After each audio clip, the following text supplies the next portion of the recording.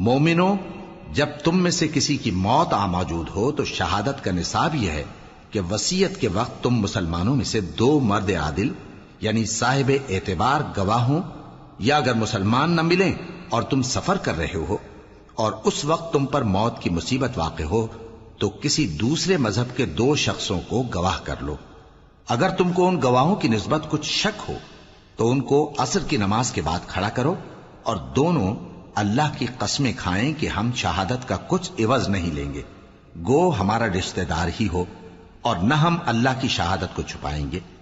اگر ایسا کریں گے تو گناہ گار ہوں گے۔ پھر اگر معلوم ہو جائے کہ ان دونوں نے جھوٹ بول کر گناہ حاصل کیا تو جن لوگوں کا انہوں نے حق مارنا چاہا تھا ان میں سے ان کی جگہ اور 2 آدمی کھڑے ہوں جو میت سے قرابت قریبہ رکھتے ہوں،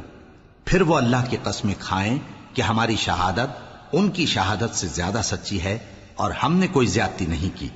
ایسا کیا ہو تو ہم بے انصاف ہیں۔ اس طریق سے بہت قریب ہے کہ یہ لوگ صحیح صحیح شہادت دیں،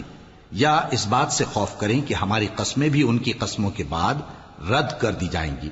اور اللہ سے ڈرو اور اس کے احکام کو توجہ سے سنو، اور اللہ نافرمان لوگوں کو ہدایت نہیں دیتا۔